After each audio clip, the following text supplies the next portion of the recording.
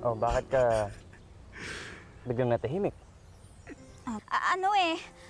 Naalala ko kasi meron pa pala akong mga gawaing bahay na kailangan tapusin. Oo, Na hindi namin alam kung sino kang tunay o kung saan ka man nanggaling. Oh, ba't nag-away na tong dalawa na to? Binibining Clay. Santa Maria, Santa Barbara, Nagyakap na naman. Oh my god, Tia Isabel. Never change Tia Isabel. Hey guys, the name is Jasper, and welcome back to another video. So, may napansin kayo, there's some changes that I did dito sa when it comes to uploading a video. Basically, I separated the honest reaction with the analysis, just to see like how many people are watching the analysis and how many people are watching just for the reaction. And some people will just watch a video of a Maria Clara episode just to see the analysis part of it. So basically, I separated them in two different videos, and I'll see how it's going to perform. And basically, what I'm trying to do here is that whenever I upload a reaction video, it will be uploaded at the same time as the analysis. So kung 7 o'clock lalabas ito, Filipino time, 7 o'clock, there will be two videos that is going to get uploaded. Alright? Kahit saan kayo mag-comment, either sa reaction or sa analysis, I'm still going to read the comments from those things and babasahin ko pa rin sila. So you can comment on any videos either way. But other than that, I will be handling something else here sa computer ko. Because I'm currently in chat support. I'm trying to ask help from someone. So, from time to time, makikita nyo nakatingin ako dito and then I'm doing something here. May tinatype ako. May lumabas na kakatoothbrush ko lang eh. Sana hindi nyo nakita yun. Alright. Kakatoothbrush ko lang. Alright. So, let's read this thing. So, let's go with part 1 first. Reaction. And let's scroll down here. We got 6 comments. Alright. Let's see. Natin to. Pero you know what? Let's sort this thing by new first. And then after this, we're going to go to... Oh, we got 3 comments here. Awesome. Alright. So, Man of Goodwill wrote in, will you please react to the Lady of Heaven movie trailer next? The Lady of Heaven movie trailer? Ano yun? Lady of Heaven 2021.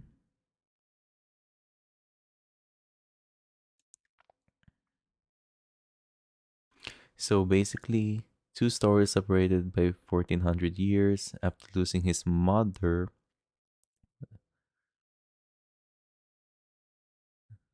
Oh, of Lady Fatima. Is this based like on a true story? Oh, mali.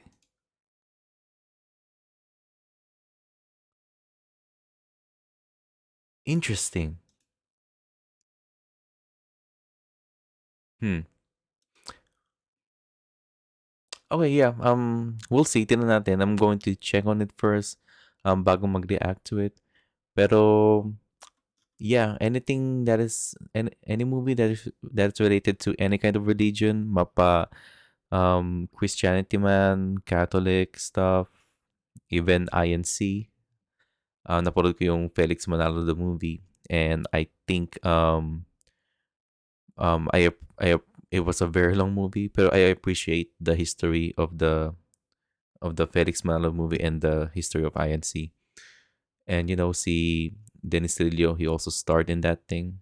I also watched the two popes in Netflix, and dalawang pope. Pero you know what? If this is like some kind of religious film, then yeah, I might go and check on it and maybe react to a reaction to it. But I can't confirm that though. But anyways, thank you for writing that in, man of goodwill. Oh, you see, you have the profile picture for that. So yeah, thank you for writing that in, sir. All right. Nag-reply ng ko, yung si chat support. Sir Okixia wrote in, hello sir, what's up? Alright, since na-mention mo ang Avatar, in my opinion, I love the first one.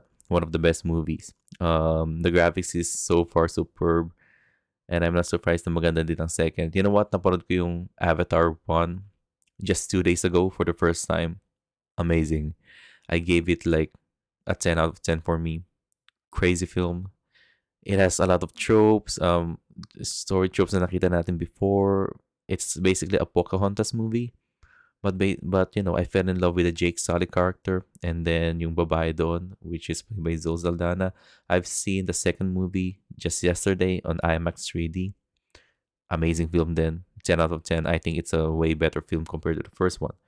Um, I am now trying to see some Love That okay, episode in previous na pinapalabas noon pa because it caught my attention na every artist are doing their best. Even I'm a traditional artist. Wow. Artist wala kayo, sir? I wanted to see your art. I still really appreciate it. Lalo na kung nakita ko ang mga render patience at effort nila just to create those. Hey, if ever you have if ever you saw my Facebook account, just leave me a message. I wanted to see your art, sir. Kasi I have a lot of artist friends sa Facebook. I just add them because I look at their artworks for motivation and stuff. And it's pretty cool that there's another fellow artist who is watching the show with me.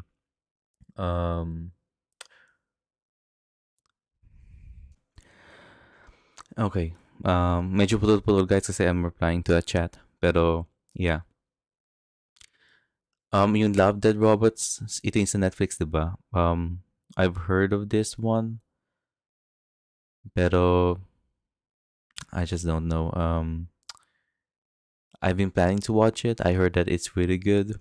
Maybe someday. But I heard that each episode, parang may iba't ibang art style yung show na yon.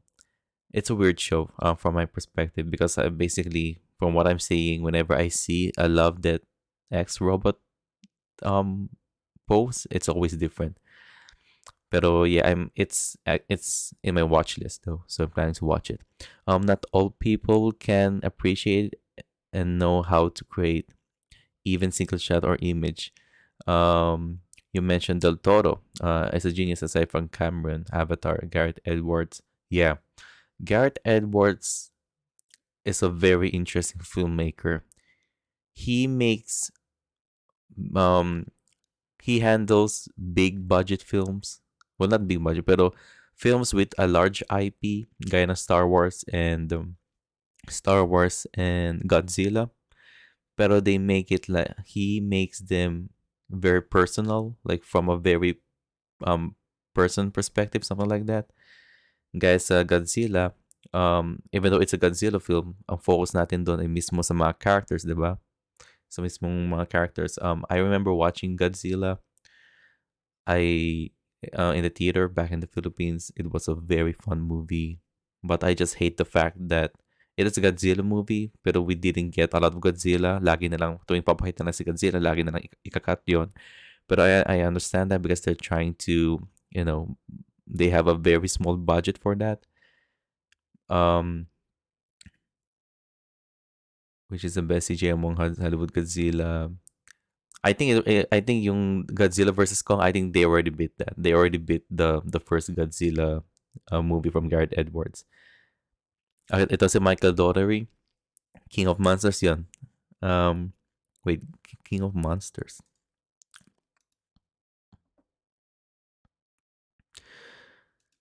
Ito ba yung kalaban niya si King Kong? Ay, hindi. Ito yung part 2. Tama ba? Ito ba yung part 2? Yeah, I completely forgot about that. Hindi ako masyado familiar kay Michael Dougherty other than his film na ito. I love that Del Toro did to the first movie ng Pacific Rim. I don't want to talk about the second movie ng Pacific Rim. I don't throw any shades about that. Pacific Rim 1 is the best mecha show sa Hollywood film, in my opinion, so far. I haven't seen the second movie, but I really appreciate Pacific Rim 1. That was a really fun movie. It feels like a B movie. Para movie na nilabas para lang sa DVD. Pero it's like a high budget B movie. I haven't seen any other Del Toro's work. Napanood ko yung isang horror film ni Del Toro. Anong film kaya yun? I think it was Natin filmography niya. Siya din pala na-direct ng Hellboy 2. Meron siyang merong isang horror film na parang may kinalaman doon si Del Toro eh. Pero I think nakipag-collaborate lang yata siya. Pero yeah, anything else, I've only seen Pacific Rim. I haven't seen The Shape of Water yet, but I'm planning to watch Pinocchio. And yeah, I think Pacific Rim 1 was pretty fun. May mga theories pa nga na yung Pacific Rim 1 is connected to the Godzilla universe. I think they were trying to do a Pacific Rim X Godzilla film, pero it didn't turn out because both of them are being produced by Legendary Pictures, I believe. Warner Brothers. Tama, Legendary Pictures. Same thing with Godzilla, diba? Pero yeah, thank you for writing that in, Sir OK Xiao. I love topics like this. You know, whenever we try to go out of the Maria Clara at Ibarra topic, it's really fun. I want to talk about like other stuff too. And yeah, thank you for writing that in, sir.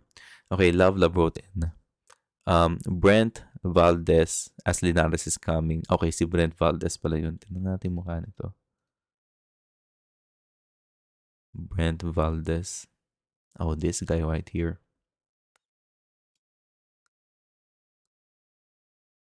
Nako, may kalaban na si Maria Clara. I mean, may kalaban na si Ibarra. Medyo pinabagal episodes yarn. Super excited to see. Super excited to see Linares. And it's basically sa audiobook na pinapakinggan ko, nasa part na ako kung saan nagpakita na si Linares kay Padre Damaso. And doon pa lang ako sa part na yun, so di ko alam kung magkakaroon ba ng love triangle between Linares, Maria Clara, pati Ibarra. Pero it's going to be interesting kasi si Linares ang parang papalit kay Ibarra pagdating sa kung sino papakasalan ni Maria Clara. So there's that. Thank you for writing that in, love. Alright, Mika O wrote in. Tunay na nakakakita lamang sa katotohanan ang makakaunawa sa mga ginawa ni Ibarra sa ganong klaseng panahon. Kapit lang Ginong Ibarra. Wait lang. Alright, basta ulit natin ito. Okay. Tunay na ang nakakita lamang sa katotohanan ang makakaunawa sa mga ginawa ni Ibarra sa ganong klaseng. That's true. Ang hirap mangako niyan, Clay, pero naiisip ko rin nangako sila na hindi pababayaan si Ibarra at hindi naman pangako na magiging maayos ang lahat. Yeah. Yun nga lang. It's really hard na mahirap talaga yung wish ni Maria Clara para kay Clay. Kasi Clay is already in this unique position kung saan basically everybody's against her, right? And now to the fact na kailangan ipasok ni Clay ang mundo niya sa mundo ni Ibarra, especially na excommunicated na siya, then probably that might lead to more dangerous things in the upcoming episodes, diba? Pero kudos kay Clay, even though na hindi humingi ng wish ng tulong si Mana Clara kay Clay mismo, I feel like Clay is still going to help Ibarra. Pero now, since nanggagaling na tong tulong na to, ang request na to kay Maria Clara mismo, then the stakes felt kind of higher na. I just feel bad for Clay, to be honest. I just super feel bad for Clay. Me sending a big hug to Maria Clara. Gumuguho ang mundo niya, kapit lang senyorita. Mahirap ang pakiramdam na yan, lalo na nakatagda na sa yung kakasta, tapos isa't isa, tapos gano'n na lamang niya. Yeah, that's true, right? Imagine mo yun na LDR sila. They've been exchanging letters and stuff like that for many years, for almost a decade. Ang nasa isipan lang ni Maria Clara ay iisang lalaki, which is si Ibarra, diba? And then suddenly one day, biglang i-gatekeep ka sa ganong idea mo of a future, then that sucks. Wala kang ibang masabi kundi to be, very, very sad for Maria Clara. She does need a hug. maybe a hug from Ibarra or maybe a hug from Clay, and or maybe even a hug from his dad, right? Or maybe Tia Isabel.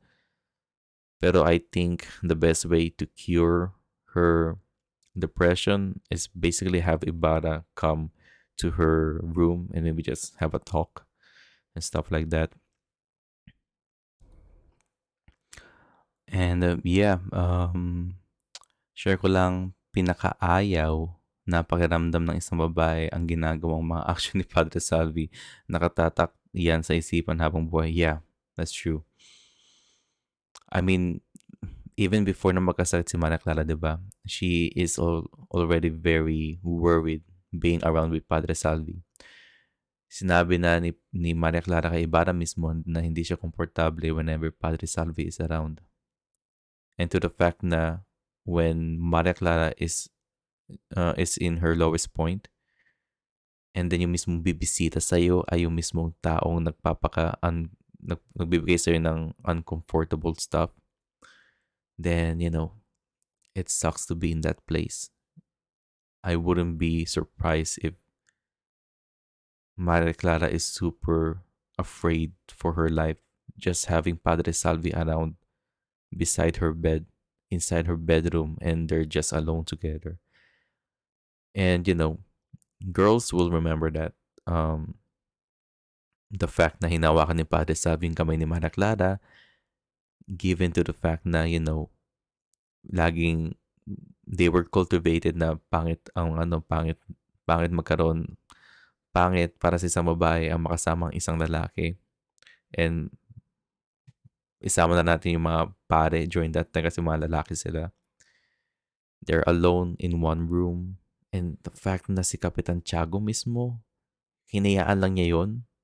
I mean, alam kong tuta siya, pero iiwan mo na yung anak mo doon sa isang pare, sa isang kura na may reputation na, na negative stuff from other people, then Kapitan Tiago is a wuss. He is a wuss, and it sucks. I know he cares a lot about Maria Clara, pero, his parenting skills sucks big time.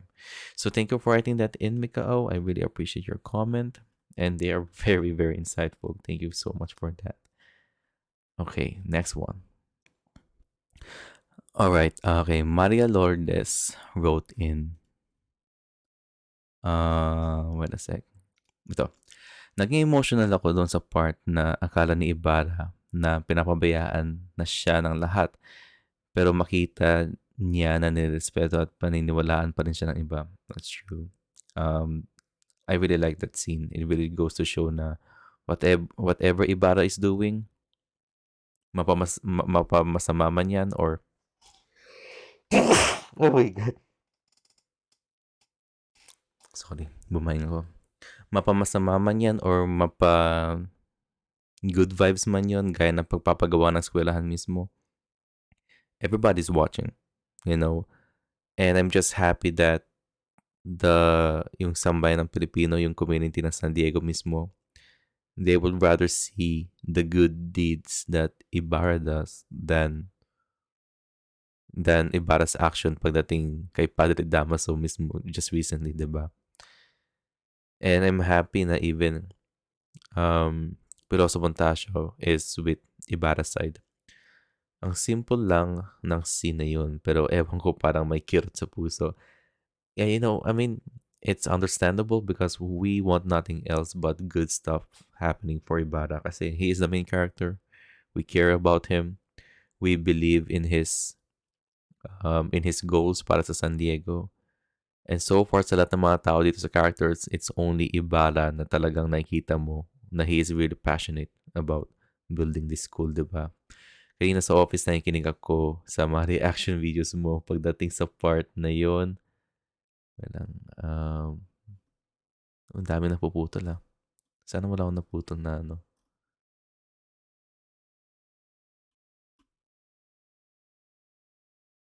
Okay. At least dapat wala akong napuputol . Wait lang. Okay. Kanina sa office nakikinig ako sa reaction videos mo. Pag pagkapadating sa part na yun, na-imagine ko na naman yung scene at yung facial expressions ni Ibarra. Medyo tirin na naman ako. Um, yeah. Well, thank you for listening to my reaction videos while you're in the office. That's really really cool to see. I'm just really happy to hear like how people watch my videos. Some people actually wait around maybe 7 or 6 o'clock. Pagkagising na napapanood na reaction videos ko and stuff like that. Other people would, they will listen to my video whenever they're traveling. It's just really cool to imagine that. But yeah, again, that scene, sinabi ko to in the previous episode that it's the smallest acts that shows the biggest stories. And in that scene, even though we don't usually see like kung ano yung nasa mindset ng community ng San Diego mismo in general, at least this is the latest idea that we have na yung mismong community ng San Diego is with Ibarra sa nakikita natin so far. And I'm just really happy to see that. Ibarra deserves more than just being treated like some kind of patapon gaya ng pinagagawa ng Padre Damaso sa kanya. And yeah, I think that scene is something that we needed. After seeing Ibarra cry, diba? I think at least we need something na will make him at least we need some kind of gesture para at least mapasaya siya. And after seeing that crying scene with him, that gesture na ginawa ng mga tao para sa kanya is more than enough para at least mapasaya ako. Para maging masaya ako para kay Ibarra. And thank you for writing that, Maria Lourdes. I really appreciate your comment. All right. So, Joe Tubbs wrote in, Langya, Don Tiburcio yan. Simpleng lagnat, pinapakumpisal na sa pare para kung sakali sa langit siya mapunta. Yun yung nga, yung mga sabi ko nga, the fact na peking doktor lang siya, kailangan niya ng safety net. So, tinawag na niya si Padre Salve mismo just in case mamatay si Maria Clara, diba? Nice GMA. Simpleng scene pero it really defines the character on point. Curious lang ako sa rumors na ni-rape ni Salvi si Maria Clara. Sa 1961, wala. Wala akong masyadong alam na chapter nito sa novel pero kung meron man, nakakasuklam talaga. Yeah, wait lang tignan ko lang tong reply ni chat. Okay, pero yeah, naalala ko nung high school ako, that's like a rumor. Well, not really a rumor, but that's been a thing that I've been hearing na si Maria Clara nga ay mismong na-rape ni Padre Salvi. I just can't confirm that. Pero I think sa nobela mismo, it wasn't implied na nangyari yon. Pero with the context and the fact na nakita natin yung mga galawan ni Padre Salvi kay Maria Clara in this episode, yung hinawakan niya kamay niya, then we can assume at least na baka may ginawa si Padre Salvi. And what I find really fascinating about that, I'm not saying that, the fact that rape is fascinating, no.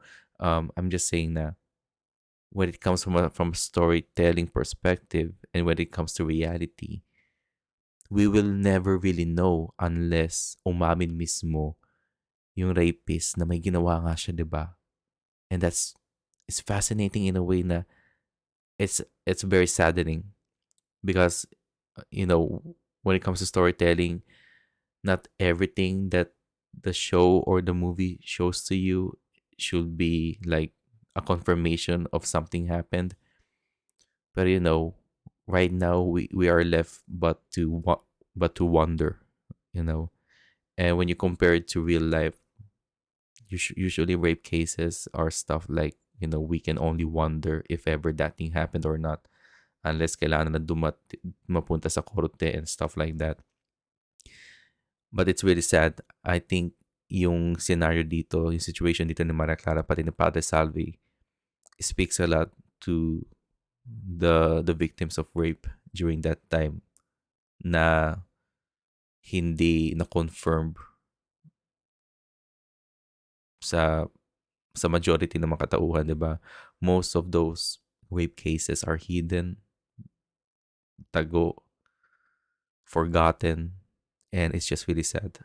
It's just really sad.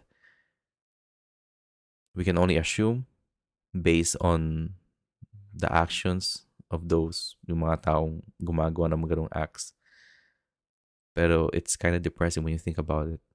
It might have happened in the past before, pero it's it's still happening right now with a lot of people, and it's just really sad to think about that. I wish we can do more how to avoid it, but it it's really depressing when you think about it, and then not only I feel bad for Maria Clara, but I feel bad for all of the victims and all of the people who are facing this kind of situation right now, because it is a really difficult topic to talk about. Mas limuot na talaga ang sitwasyon ni Maria Clara. From a refined lady hanggang sa naging ganito, parang papel na merong mukha niya tapos biglang yung crumple tsaka itatapon ng basurahan. Yeah. Yeah. I got nothing else to say about that, pero I'm just really sad for Maria Clara.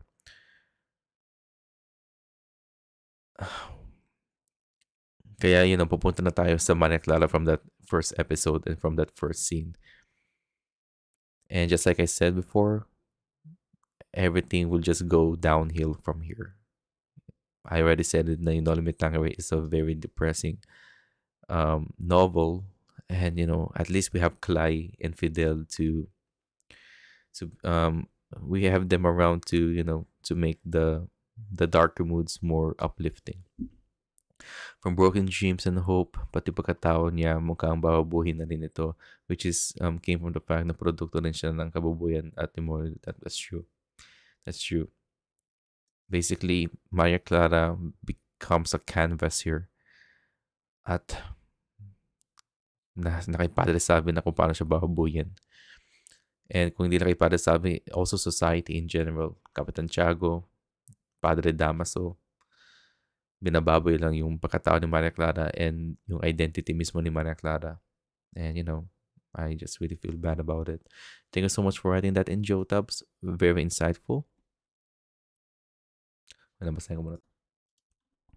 Alright, and then Julius Christopher wrote in, okay, parang di ko kayang panoorin if ever ipakita nila na gahasain si Maria Clara ni Padre Salvi. She's very vulnerable now, and yet that wag niyo pabayaan si Crisostomo is pure love. I believe they're not going to show it at all. They will only imply that it will happen kasi you can't show it in national TV, I believe. And at the same time, I just don't want to see it at all. But they can imply it, and again, all of this harkens back to the topic that I've been talking about pagdating sa comedy Joe Tabs, diba? The fact na when it comes to sa mga gahasa part,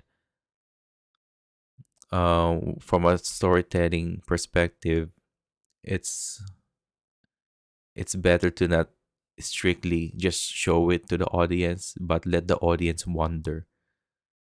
It really means na, this thing, itong concept na to nagahasa is something that it's always a mystery. You will never know if that act ever happened until magsalita mismo isa sa kanila, diba? And the sad thing about it is that a lot of people will rather keep it a secret than fight for it, diba? And that's just the sad reality about it. Yung mga linya ni Fidel pagdating kay Clay at Ibarra, may mga halong sarcasmo, selos pa rin yun. Yeah, that's true. I'm just really happy to see those scenes, especially si Fidel. Si Fidel na pangaramdam ko para siya, vulnerable na siya pagdating kay Clay. He is slowly showing a lot of emotions na, which is I am really happy about. I like to see more of those things. Kasi I just find it really cute. David is David's chemistry with Barbie is simply amazing. Um, Noli ang masasabi kung novel na ayaw kong basahin ulit. Okay, I wonder. As in Never Again. Kasi napaka-painful niya. Pero with this show, nagiging kampante ako na mapait man ang naging kahinat na ng lahat, alis alam mo. Alam ko na in between may mga happy moments sila. Yeah, I do know some people who would um have you seen Joker, Julius? Joker yung movie ni Joaquin Phoenix. It's a movie na sinabi ko na okay, napod ko na to once, pero I will never watch it again because it's really depressing. I love the movie. I'm not saying na I hate it kasi I decided to not rewatch it. I love the movie to the fact na it was very immersive na ayaw ko nang hawakan yun ulit kasi I already experienced it and I don't want to feel depressed again. So in that case, pagdating sa scenario mo, it was no limitangere. So interesting. Pero yeah, even though na yung mga outcomes ng no limitangere is very saddening, at least may mga happy moments nga sila. At least on this show, diba? And yeah, it's just sad na we can only think about like the happy moments. Kasi pagdating sa El Filibusterismo, then it's way worse. I think mas depressing yung El Filibusterismo, at least for me. Kasi that's like the main theme of the story, diba? It's all about revenge. But at the same time, I like El Filibusterismo more than Ono Metangere kasi I simply love how different Ibarra is as Simon. And I simply love it. Okay, the desire to reach for the stars is ambitious. The desire to reach hearts is wise. Ooh, that is a lot to process. The desire to reach for the stars is ambitious. Okay, yeah, I agree. I think it's just going to take me like a lot of time to process it though, because I mean I get the meaning, pero it's one of those quotes na talagang whenever I read quotes, sasabihin ko, okay, yeah, that's interesting, cool. Pero it will take me several months and then whenever I see that code again, it will tatatak na lang sa akin na, yung pala yung meaning nun. Like, yung pala yung deep meaning nun. Pero yeah, I don't know who Maya Angelou is though. Sino ba to? Ay, siya. I don't know who Maya Angelou is. But that's my first time hearing her name. The desire to reach for the stars is ambitious. The desire to reach hearts is wise. Interesting. Thank you for leaving that in. As you said, Ibarra, the man of ambition, but it was Mana Clara who is wise enough to let her man be successful no matter how it would cost her. The desire to reach hearts is wise. The desire to reach. Interesting. That's a nice analogy to it. Her desire to reach and be with Ibarra and embrace the chaotic path of Ibarra's success will cost her a lot, but she is wise enough to take the path along with Ibarra. Desire to reach and be with Ibarra and embrace the chaotic path of Ibarra's success will cost her a lot, but she is wise enough to take the path along with Ibarra. Yeah, that's true. Yeah, that's 100% true. Wow. Yeah, I'm getting the connection now. Nung una, ang problema lang lagi na ni Manakala ay kung kailan lang niya makikita. But now, na problema niya talagang lahat ng problema ni Crisostomo. Yeah, and it really goes to show na, wait lang. Pero yeah, again, it goes to show na there is no two hearts pagdating kay Ibarra mismo pati kay Mana Clara, but we have this one heart. Hindi man sila kasal pero nagpaisang dibdib na sila and something like that.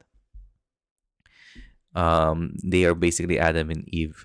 They are inseparable. And it's just sad to see that both of them has to do a lot of sacrifices para lang makuha na yung pangarap nila, yung pangarap nilang San Diego, na especially na pinapangarap ni Ibarra mismo para sa kanyang ama at para din siyempre kay Maria Clara. Kasi sa pagkakalam ko, ginawa din niya itong school na to para kay Maria Clara din. Regalo niya mismo yung school na to para kay Maria Clara. And the fact na si Maria Clara mismo ay gusto siyang tulungan at gusto niya magturo mismo sa school na to, then, they have the same goals. It's like a parang couple goals, hashtag couple goals. They're basically the perfect couple. And the fact that, society is the one that is trying to separate them, it really shows a lot na pagdating sa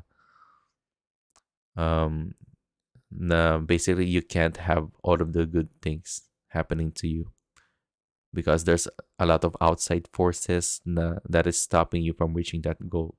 A lot of people tries to gatekeep you from reaching that goal, and it's really sad to see that. And in this case, Maria Clara is sacrificing a lot. Pero it is what it is. It's just really sad to see more of the, napansin ko lang sa mga replies ko dito sa mga comments, it's just pretty depressing. And, in the coming episodes, I feel like now we are going to talk more about how depressed we are pagdating sa show na to. And hopefully we can lighten up the mood for some, in some shape or form. Pero yeah, it is what it is. We are now in the sad times pagdating sa Maria Clara at Ibarra pagdating sa Noli Me Tangere. But hey, at least we still have Clydel around. Wow, I just can't believe na this show will give me this kind of emotions. 'Di ba? Slowly, parang nanonood ako ng Game of Thrones na kung saan, okay, may bagong episode. Okay, paano ko ipapalungkot ng episode na to this time? And it really says a lot when it comes to the writing of the show. Alam na natin mangyayari by the end of the day, pero we're still very attached to the characters.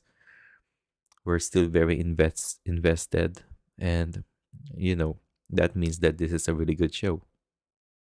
But again, the fact that we're willing to get depressed because of this show, then it really says a lot to the quality of the show itself. Pero again, thank you for writing that in, Julius. I really appreciate your comment. I just hope na sana mas naintindihan ko tong part na to. And this part right here, they are very deep to think about. Pero mababa din ang reading comprehension ko. So, I can't blame myself for that. Pero someday, this will ma-realize ko na, you know what? Yeah, gets ko na yung full meaning about nito. But again, thank you for that, Julius, and looking forward to seeing more of your comments in the future. Okay, so that is the reaction part. Now let's see the analysis part. All right, si Maria Lourdes wrote in, ang sakit ng ulo ko sa episode na to, yung dalawang Donya, lalo na si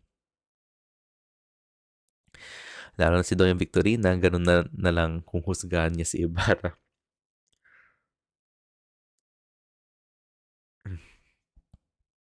Okay, kahit nakakatawa yung mga bangayan nila, pero ang sinisimbolo naman nila kasi ay parang mga Pilipinong kinakayang lahi nila.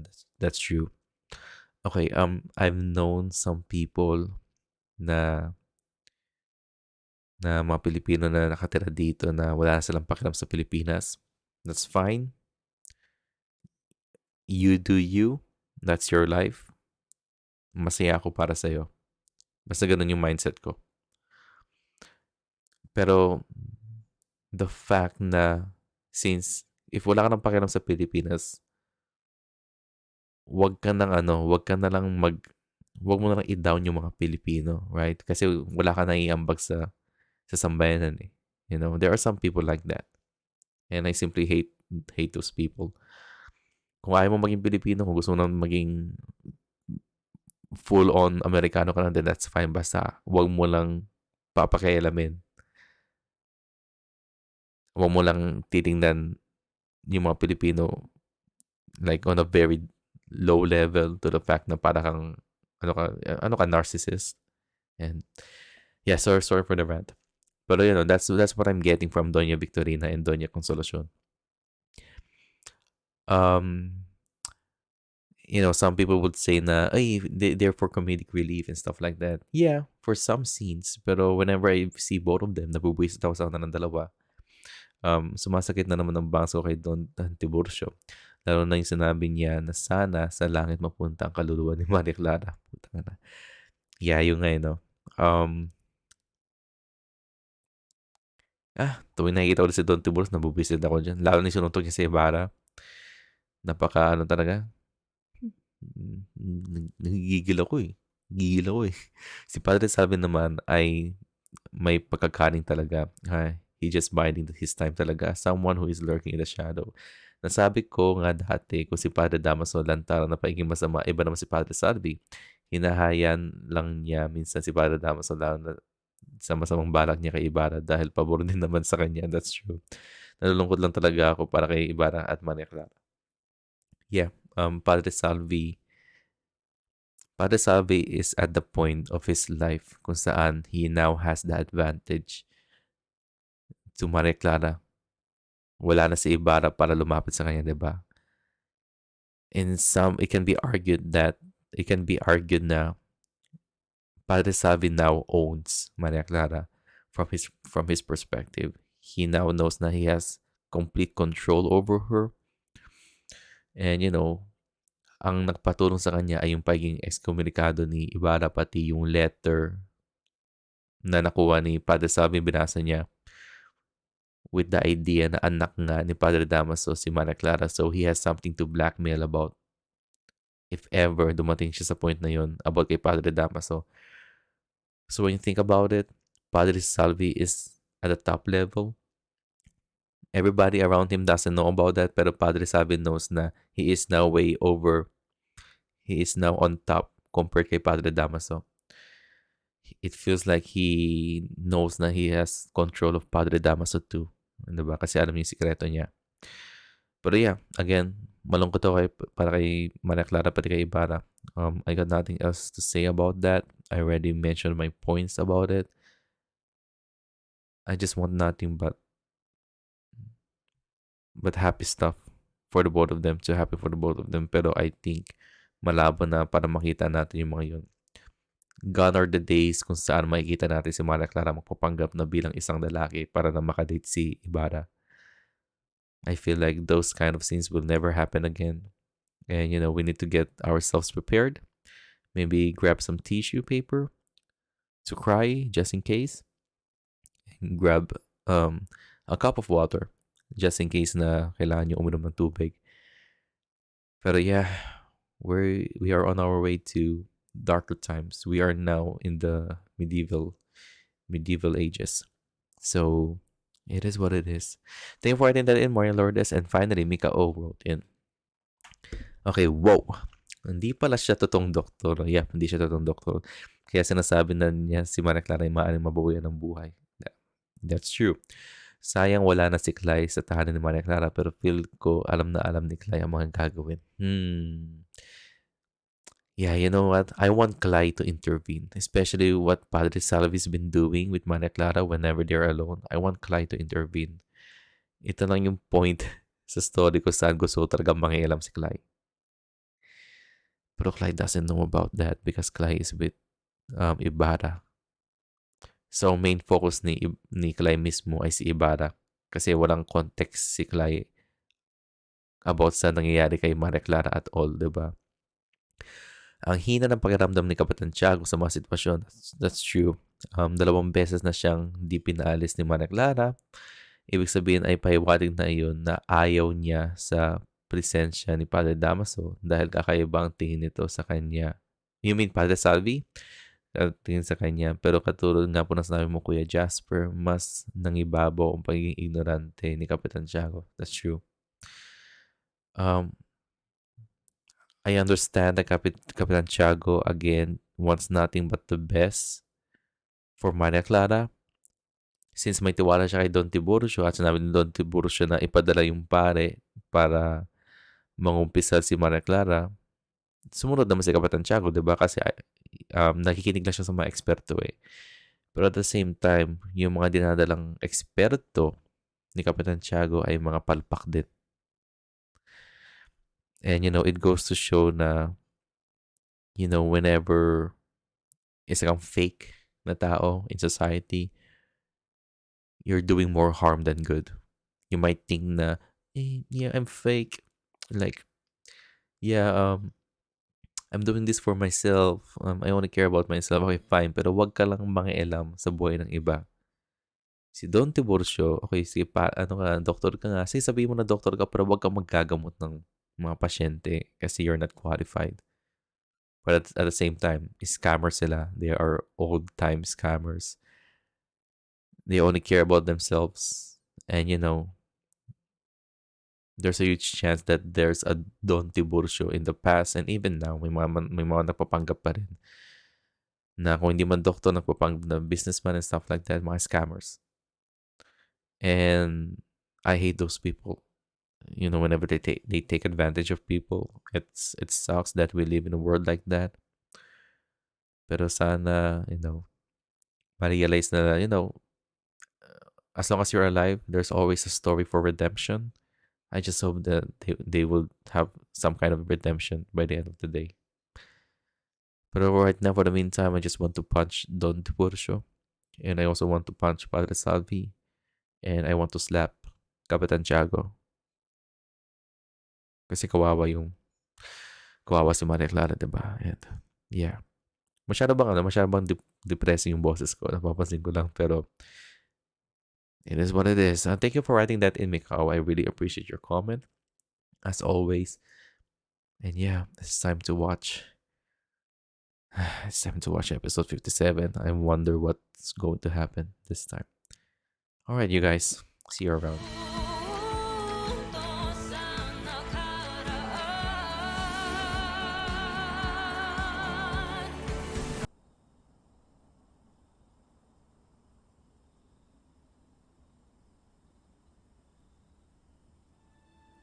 Oh, kala ko nakamute. Ang tahimik ah. Wow. Ito na si Elias.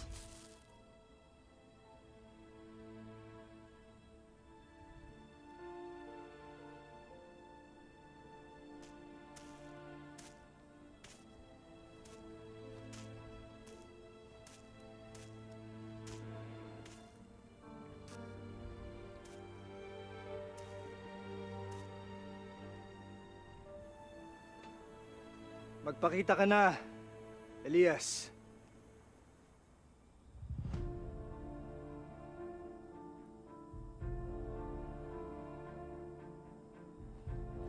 God, I love this friendship that they have.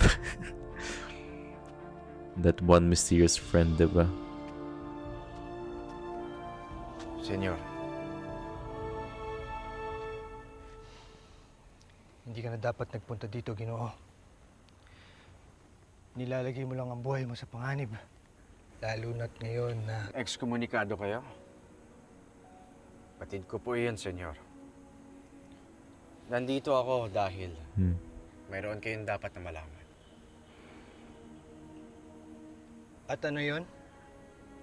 Dahil sa pang-aapi na ginawa sa inyo ng mga praile, natitiyak ko po, senyor, na hindi sila titigil lang sa pagtiwalag ninyo sa simbahan. Hahanap at hahanap sila ng paraan upang tuluyan kayo mapatay.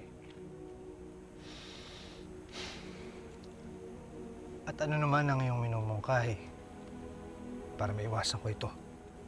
Nais ko ipabatid sa inyo, senyor, na mayroon kayong taong kakampi na handang kumilos laban sa kanila kung iyong nanaisin.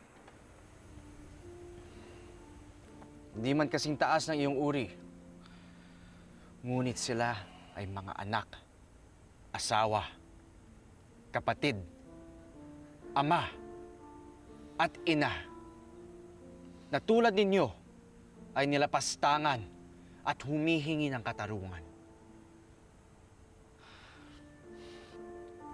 Ngunit hindi ko na nais ng gulo, Ginoo. Naniniwala pa rin ako sa maayos na paraan upang maitama ang hindi makatarungan. Makakaasa pa rin ba ang mga Indio sa maayos na paraan na sinasabi ninyo?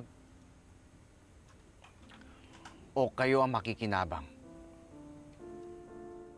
Hanggang kailan ninyo magagamit ang iilang hibla na umuugnay sa inyo sa mananakop? Ngunit hindi naman lahat ng Kastila ay masasama. Oo, merong iilan, ngunit kung mapapatid ang mapang-abusong kapangyarihan ng fraile, naroon ang binhi ng reforma para magbago itong bayang ito. Reforma. Reforma. Tila ikaw ay nalinlang na mga dayuhan, senyor. Nakakalungkot isipin. Sana ay huwag kang tuluyan na mabitag ng kanilang kasinungalingan at mapagpanggap na pag-asang hatid.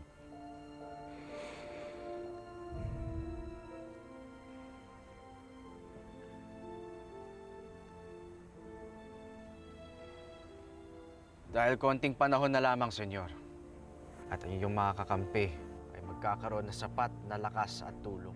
Ang mga dating inaapi ay buong puwersa ng lalaban sa wakas.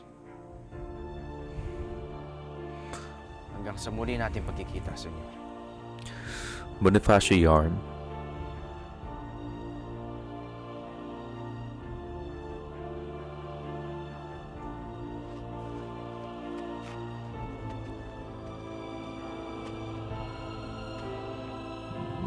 Para nakikita ko si Rizal at si Bonifacio nag-uusap dito ah. Oh my God.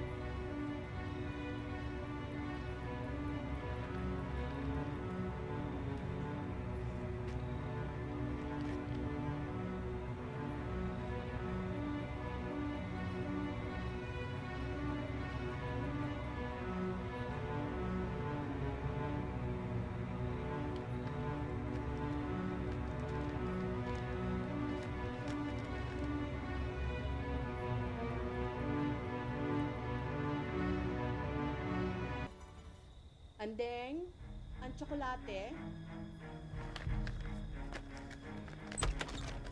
No, mahilig naman ito magbasa ng mga mail. Nakatulog na pala siya. Nakapag-gumpisal ba siya? Si, senyora. Ngunit wag na muna natin siyang gisingin para siya ay makapagpahinga pa at hindi magambala. May dumating kasi siyang bisita. Nag-aalala ni sa kanya. Sino yun? Kianos? Baka si Ibarra. Si Damaso. Oh my God, makikita natin to umiyak for the first time.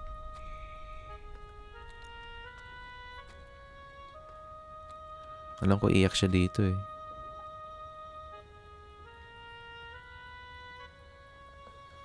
Kasalanan mo yan, gago ka kasi. Pare, día, mi amor. Ya estoy aquí. No te voy a abandonar. No te voy a dejar.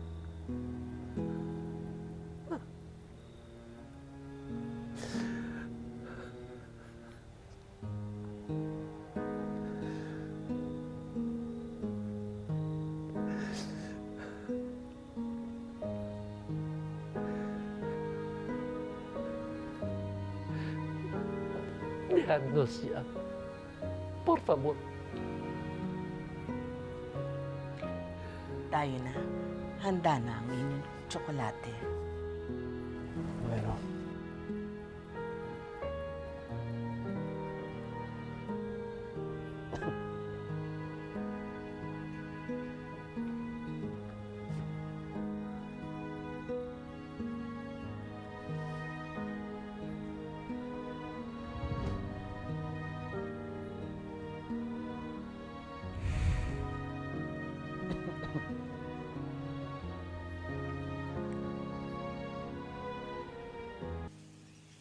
Conflicted ako sa scene na yun.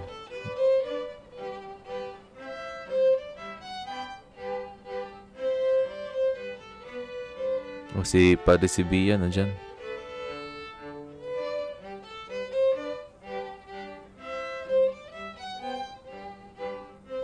Narito na ang Kapitan General. Buenos días. Ah, ito pala si Kapitan General. Siya pala si Your Excellence. Okay.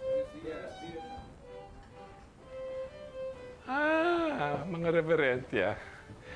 Sino sa inyo, mga reverensya, si Padre Damaso na madalas kong mabalitaan? Siya po ay may karamdaman ang iyong ekselensya. Él está cansado kung kaya't wala siya rito ngayon. Reverensya, ikaw ang bagong kura na ipinalit sa aroganteng Damaso. Arrogante. Buti alam mo. Ang lahat ng maglilingkod sa kataas-taasan ay katulad ni Padre Damaso, ay mas iibigan ko pa na ako na lamang ang magsilbi at maglingkod sa kataas-taasan. Marahil po ay napagod ang inyong reverensya. Narito po siya kagabi at nagbantay sa aking anak na may sakit. Ang kanyang inaanak. Parad la orkesta! Huwag gambalain ang anak na may sakit ni Don Tiago. Bueno, napabuti ba ang lagay ng iyong unika iha sa presensya ng fraile, Kapitan Tiago? Opo. Tulad ng pag-aalaga sa pobresitang may sakit na anak ni Kapitan Tiago, sana'y gayon din ang ginagawa ng inyong mga reverensya sa kanilang bayan.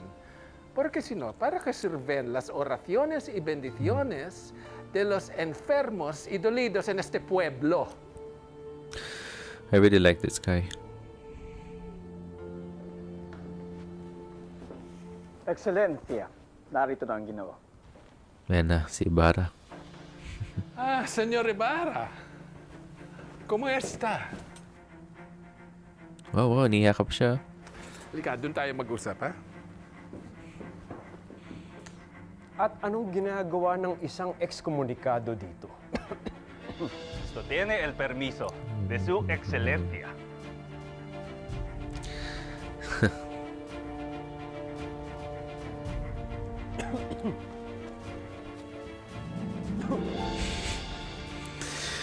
Parang sinikuha niya tayo na. Tatapatin na kita, senyor. Nag-iintay na lamang ako ng kautusan upang ako'y makabalik sa Europa. Dalangin ko sana na sumama ka sa akin, ipagbili ang lahat ng iyong ari-arian, at doon na lamang manirahan. En Europa, puedes hacer todo lo que quieras. Y allí, como tu amigo, estoy seguro de tu seguridad. Aware siya. Paumanhin, Ekselencia, ngunit hindi ko maaaring lisanin ang bayang ito. Sa pagsunod sa kagustuhan ng aking ama na tulungan ng mga kababayan namin dito sa San Diego.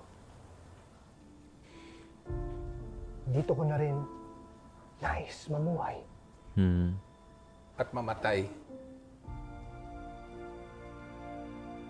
Hangad ko lamang po ang tulong ninyo upang iwaksi ang sumpang ekskomunikasyon na nais wasakin ng aking pagkatao.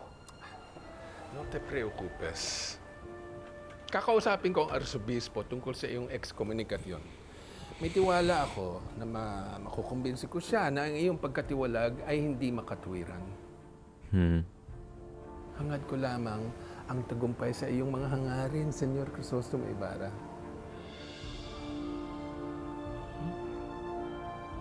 Ako meron sa lalaki na but parang he is very charismatic and very likable.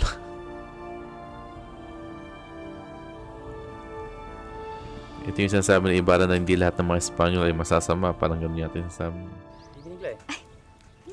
Salamat naman sa pa-cheese ayuda ulit. Ako, sana kasing sarap to nung dati. Demanding. Pero kung mag-alala, makakarating to kay sir. Hihingi lang ako. Wow. Sa'yo lahat. Bakit nga pala hindi ka sumama kay Crisostomo sa pagtungo niya kay Kapitan General? Mas mainam raw na kanyang tahakin ang mga plano niya sa Kapitan General ng mag-isa. Well, mabuti kung ganun. Nang mabawasan ng iyong pagbubuntot kahit paano kay Crisostomo. Buntot mo naman si Fidel. Bakit? Ikaw rin naman, di ba? Buntot ka rin ng buntot sa iyong amigo. Wala na namang problema dun. Kasi nga, iisa lang naman ang gusto natin. Ang mabantayan at matulungan siya. Diba? Yun lang. Wala naman akong ibang dahilan pa. Diba nilinaw ko na to sa'yo noon? Wow, may panlilinaw pa. Oo. Nilinaw mo sa akin. Pero binibiniglay, bukod sa pagtulong mo kay Crisostomo, ano naman ang pangangailangan ng isang dalagang kagaya mo? Oh, wow. Paano ang iyong hinahangad? O inibig sa buhay? Wow. Lalim naman nun. Ano bang pinagsasabi mo? Ikaw ba, tinanong kita kung anong papel mo sa kwentong to bukod sa pagtulong kay Ibarra? Kwento? Nga pala, di pa niya alam.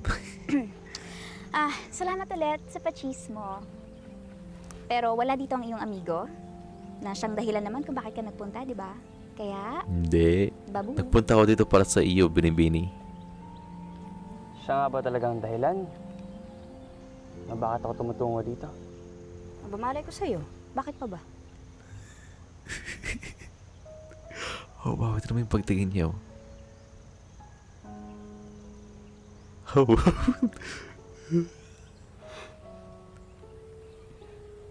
O bakit ka biglang natahimik? Sige na. Sige na. Binibinig ka. Sandali. Nag-uusap pa tayo, hindi ba? Naalala ko kasi meron pa pala akong mga gawaing bahay na kailangan tapusin. Oo, naubos na ako ng oras eh. Kaya, sige na. Sandali, binibinig like, kung gano'n na hindi na ako mag-aaksepa ng oras. Binibinig like, bulag ka ba? Bulag ka ba? Na hindi mo nakikita? O sadyang manhid ka lang na hindi mo nararamdaman? Oh, wow. Wow, deep words. Alin ba? Sa kabila ng iyong bangis. Tama na, Padre! At pagmimisto ng bruha. At ang iyong paglalamerda sa buong San Diego. Na madalas ay bastos at walang modo. Babu. Now this bardagulan is over. My job. Na hindi gaya ng mga deklaseng babae dyan. May point ka ba? Ikaw O ba? recap lang to ng judgment sa akin ng bayang ko? Diretsuhin mo na kasi. Kaya ka pa, isama mo na rin kaya yung pagbuntot ko sa amigo mo na parang kirida. Isa pa yun. At sa kabila ng pagiging estranghera mo, na hindi namin alam kung sino kang tunay o kung saan ka man nanggaling. Oh, ba't nag-away na tong dalawa na to? Binibining Clay, tinanggap kita ng buong buo. Oh, wow. At kung ano man ang kaibahan mo,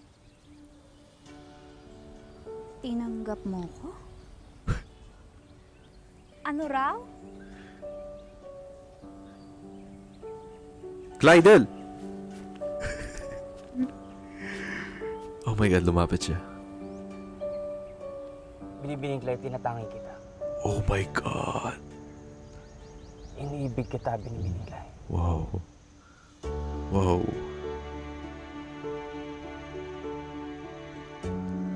Let's go, Fidel!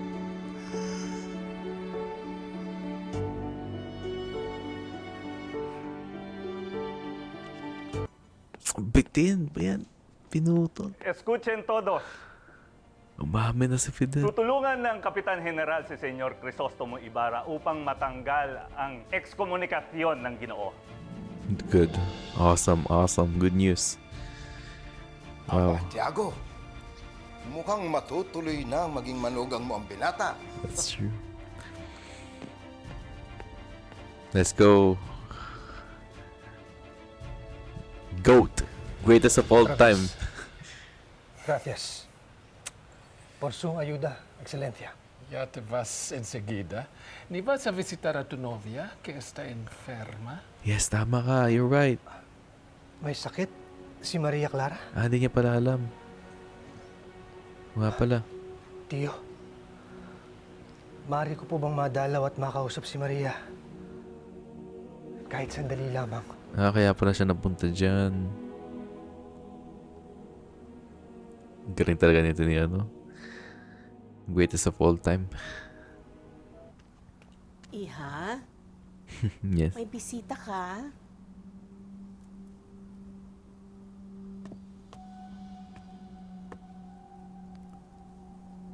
Tignan mo yung mukha niya. Oh. Lungkot.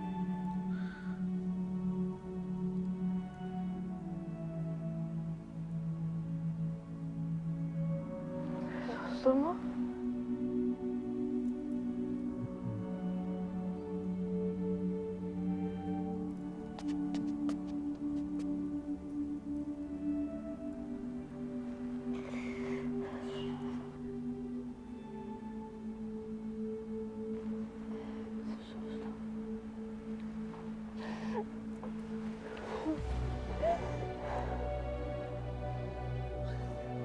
Diyos mío, Santa Maria, Santa Barbara, Nagyakap na naman.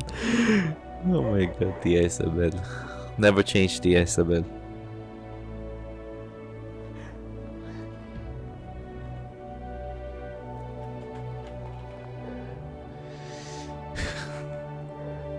This is good. Yeah, tanggapin mo na ng Tia Isabel. Kailangan ni Manang Clara yan.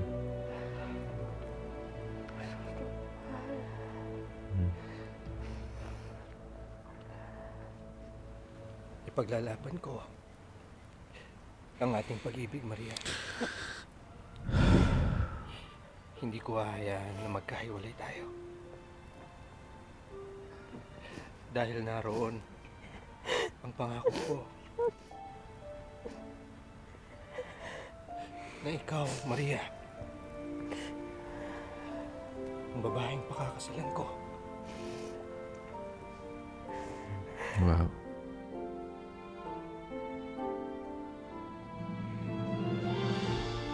Alam mo itong episode pala, hindi pala nakaka-depress eh. Kala ko nakaka-depress tong buong week na to, pero I am really like what I'm seeing so far.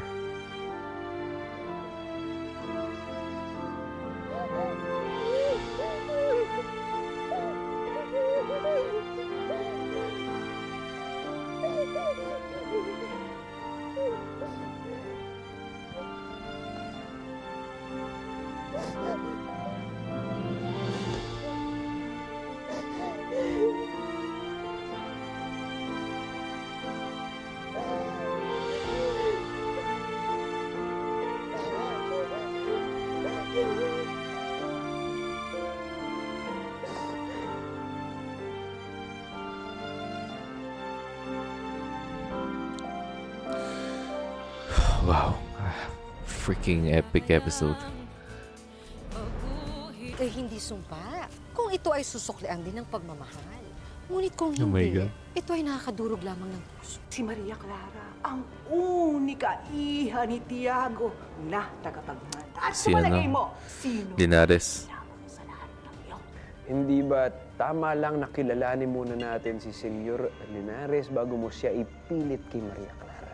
Mas maaatim ko na mas may makatuluyan si Maria na kahit na sino kesa naman ang Crisostomo Ibarra.